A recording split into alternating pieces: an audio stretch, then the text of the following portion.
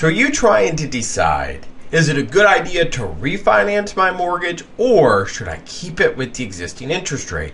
Because with interest rates lower than they've ever been in history, you need to know the benefits of refinancing or not, and it always comes down to numbers. But it's not always what I like to call a cut and dry simple decision.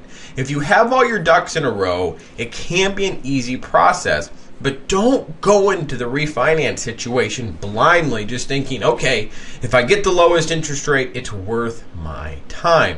Seek some professional guidance, and this video will help you understand the different benefits and factors when it comes to refinancing.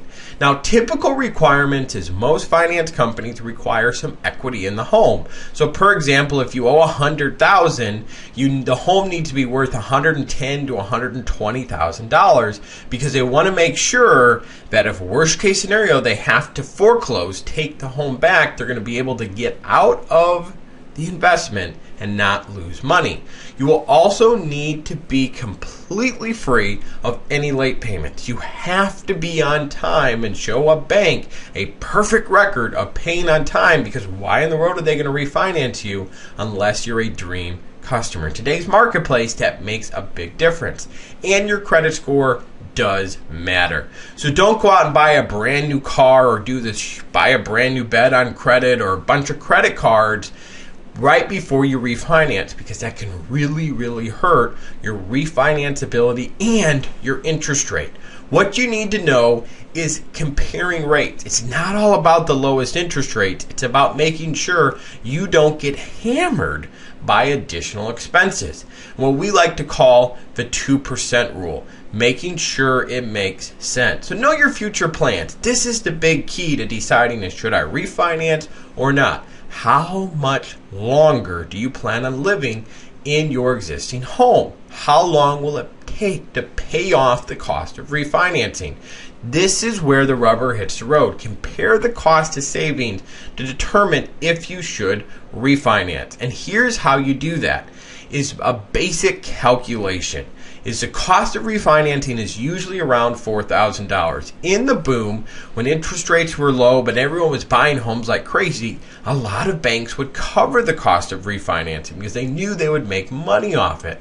Now, they won't most of the time. So the cost of refinancing is around $4,000. If you're saving $250 a month by dropping your interest rate, it's worth the numbers. Bottom line, if the refinance cost will be paid off in under 2 years, it's a good decision. It makes sense to do a refinance. This is where it comes into play again. How much longer do you plan on living in your house? And if you're going to be under 2 years and the cost of refinancing is more, and this is where the key comes into play, what is it costing you? Because the cost to refinance was $6,500 and you're only saving $100 a month, and it takes you 5 years to pay off the cost of the refinance. Usually a bad decision. So you need to know your numbers. It all comes down to what makes financial sense. So take the time to figure out if you're really getting a financial benefit out of refinance. Contact a professional, contact your local realtor, and don't be pressured to make a decision right away. Run the numbers. Mortgage salespeople are good salespeople and they make money off of refinance. But you need to make sure it makes sense to you and not just to the person helping you get the refinance.